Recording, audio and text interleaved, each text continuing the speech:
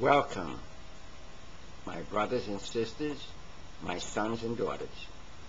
My name is Elder George, and today we bring you part one of a new series, part one of Patriarchy, the natural way of life.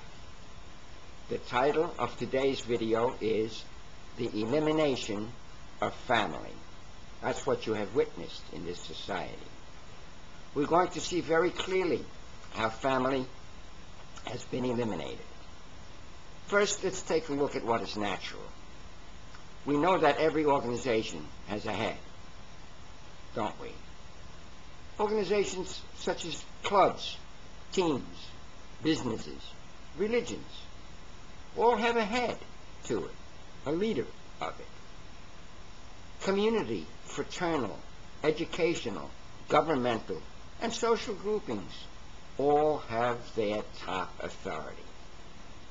This authority might be elected, might be inherited, appointed, or just loosely agreed to.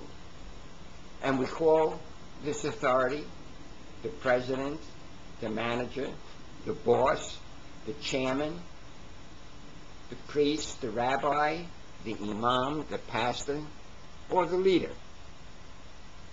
Whatever organization or grouping you belong to, there's someone at the head of it. There has to be, or it would soon collapse. This truism applies to insects, fish, flora, mammals, and humans. It also applies to what we refer to as inanimate life, like the planets, the stars, the atoms and the molecules. Every flock of chickens has a rooster at its head, and every gaggle of geese a gander. Every herd of deer or cows has a stag or bull to lead it. The male lion is the head of the pride. No group can survive without a head, a leader, or final authority. We all know that. At least I thought we all know that. But if we all know that, why then has society removed the head of the family? Why was that done?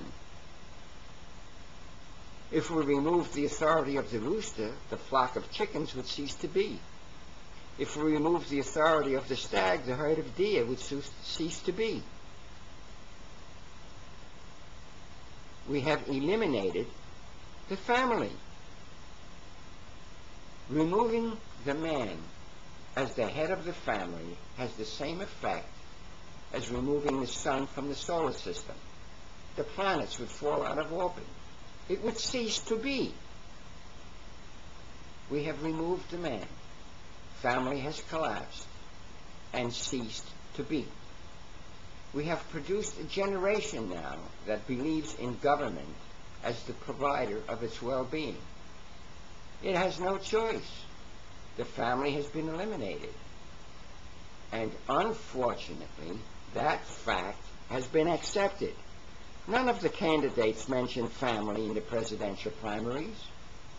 Neither party mentioned family in their platforms. The inaugural address made no mention of family. The philosophy of Plato, which called for the turning over of children to the state, has now become a reality. Mothers actually brag at how young they've put their children in preschool activities. We insist on schools feeding our children instead of preparing their food at home. We have eliminated home-taught ethics and the moral behavior that results from it. And it has been substituted by after-school programs, after-school indoctrination programs concerning legal and illegal. Boys and girls no longer know the natural relationship to the opposite sex, which can only be seen in the family or tribe. We have become a nation of automaton workers and programmed consumers. We are now jackasses and she-asses on the treadmill of production. And we brag about this condition as though it were an enlightened way of life. We ask the government to provide health care, economic well-being, and educational opportunities. Government has been made the God upon whom our very lives depend. Accordingly, we worship this God and the priesthood that carries out its instructions. Let me be clear, my brothers and sisters. The family has been destroyed by ignorance of the universal principle of gender. No amount of legislation or government tinkering can establish the family as a viable grouping. Government destroyed it. How can it reestablish it? Reestablishment of the family can only occur by working outside of the government, outside of the system, and by realizing that family must have a head, and that head is man. The function of our life is to propagate and preserve the species so that it can grow spiritually. The male provides the environment and the means for the female to bring forth life and to nurture it. It does this through organization, structure, and the ethics that hold it together. The traits and characteristics of each gender become the attributes that enable the propagation and preservation of the species. Family is an organization. Like all organizations, it requires leadership. The male is designed for that role. There is no substitute. If you understand that family is the only viable structure for humankind and want to do something about it, then become involved in men's action.